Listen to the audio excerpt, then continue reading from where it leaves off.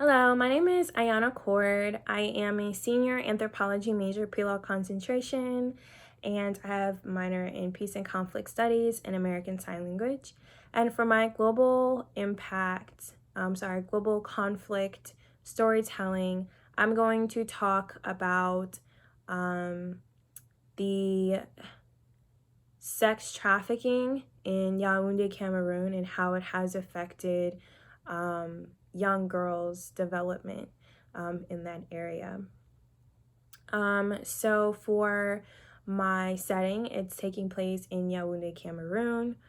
For my character, I'm going to be telling the story from the perspective of a woman who is reflecting back on her childhood in Yaoundé. This is not my personal story whatsoever. And for the plot, it's just going to be sex trafficking in Yaoundé and how it affects young women in their development. So here's the story. My name is Lana, and I am from Yaoundé, Cameroon. Yaoundé is the capital of Cameroon, and compared to other areas in Cameroon, it's probably more upscale, more city-like. There's about 2.5 million people in Yaoundé.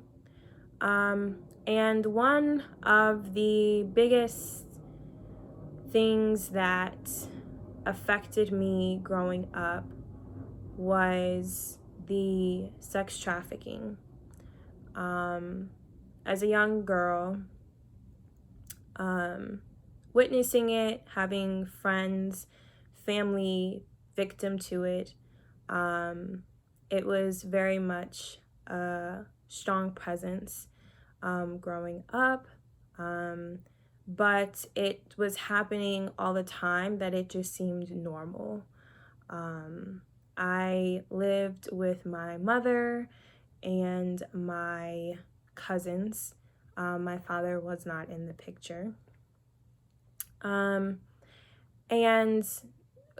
part of the reason why sex trafficking is so big in Yaoundé is because the laws that Yaoundé has in place and Cameroon in general are very lenient when it comes to sex trafficking. Not only has this increased the likability of sex traffickers, but it also has emboldened a lot of the men in my community to be sexual predators and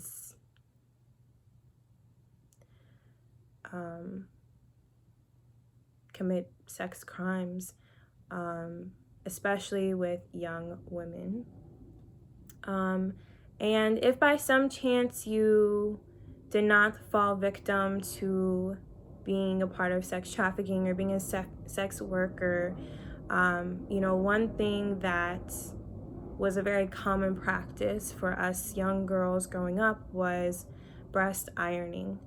I remember when I was a little girl, my mother every day, sometimes multiple times a day, would iron my breast.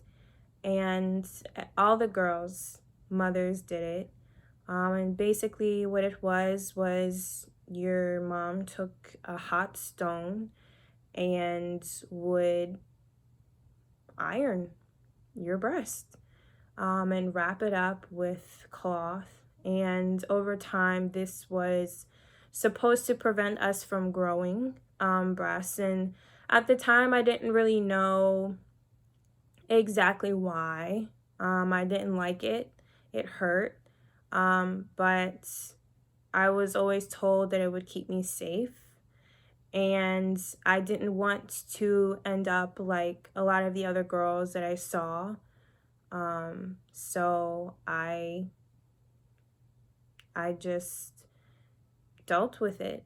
And the idea behind it was if we didn't have assets or body parts that would be attractive to men, then they would leave us alone. and they wouldn't want to prey on us, and they wouldn't want us to be part of the sex trafficking, or they wouldn't want us to be prostitutes. And so our mothers did that, and it definitely affected my confidence growing up as a woman, having to deal with explaining why I have the scars on my body that I did. And as I got older and I started really realizing the issue, it became frustrating that I had to mutilate my body in order to keep someone else from doing something that I had no control over and that they had all control over.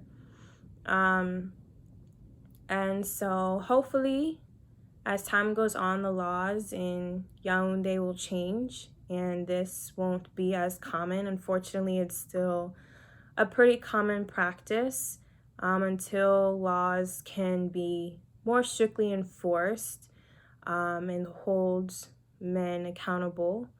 I don't foresee this cultural practice changing very much. So hopefully someone who is listening to my story can connect or understand and empathize. And I think that this story in particular is important for peace building, because I think when you empathize with people and their stories and understand what they've been through, a lot of times you can find commonality and realize that if you work together, you're stronger, things can get done more effectively. And for example, laws can get done if we as women work together to share our stories, share our testimonies, and allow people to hear them and empathize with us and take those steps to help future women.